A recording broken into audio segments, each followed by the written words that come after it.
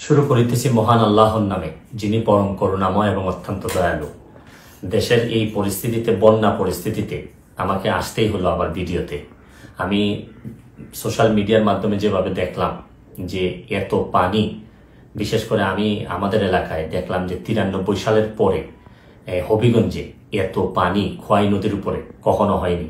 কারণ একটা ভারত থেকে একটা ড্যাম এটা ছেড়ে দেওয়ার কারণে পানি আর কোনোভাবে কুলায় উঠতে পারতেছে না আমাদের নদী। এইদিকে আবার আমাদের দেখলাম যে ফেনীতে তো মানে শুধু বাড়ির ভিতরে ঢুকছে তা না, বাড়ির চালের উপর দিয়ে পানি যাচ্ছে। এরকম কুমিল্লা, বিভিন্ন দেশের বিভিন্ন জায়গায় যেভাবে বন্যায় আক্রমণ করছে।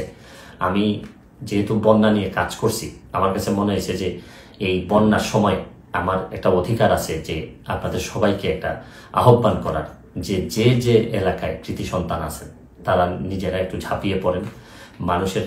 কারণ দূর থেকে বন্যা বলতে আমরা পানি দেখি, কিন্তু আপনি যদি কাছে যান, প্রতিটা পরিবার যে কি পরিমাণ কষ্ট হয়, কাছে গেলে বুঝতে পারবেন যে মানুষের কষ্ট।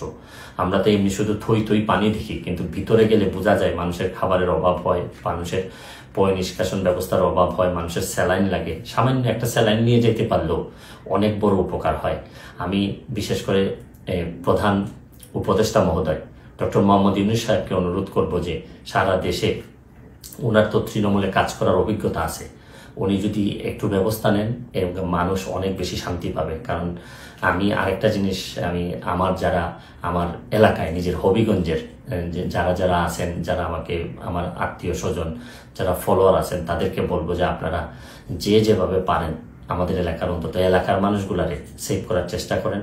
আমার পক্ষ থেকে আমি যেভাবে পারি কিছু না কিছু সহযোগিতা করার চেষ্টা করব। কারণ সবাই একসাথে দাঁড়াইলেই দেশের যে কোনো দুর্যোগে আমরা মানুষের কল্যাণ কিছু করতে পারবো।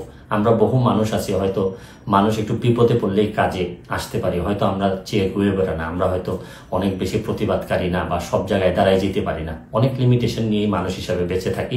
তারপর চেষ্টা করেন যে সবাই মিলে অন্তত বন্যা দুর্গতরে সবকিছুর ঊর্ধ্বে উঠে বন্যা যারা দুর্গত তাদের পাশে দাঁড়াবেন, এইটুকু আমার আপনাদের কাছে আহ্বান, আপনাদের কাছে চাওয়া। তারপর আমি একটা জিনিস বলি যে খুব খারাপ, এখনো আমাদের এলাকায় নদী ভাঙ্গন দেখা দেয়নি, নদীর চারদিকে পানি পড়তেছে। যদি ভাঙ্গন দেখা দেয়, খুবই খারাপ অবস্থা হয়, তাহলে আমার আপনারা নিশ্চিত থাকতে পারেন আমি যেভাবেই হোক সশরীরে আপনাদের মাঝে হাজির হব। আমি চেষ্টা করবো আমার সর্বস্ব দিয়ে যাদের জন্য আমি শপথ নিয়েছিলাম তাদের পাশে দাঁড়ানোর। ভালো থাকবেন, সুস্থ থাকবেন।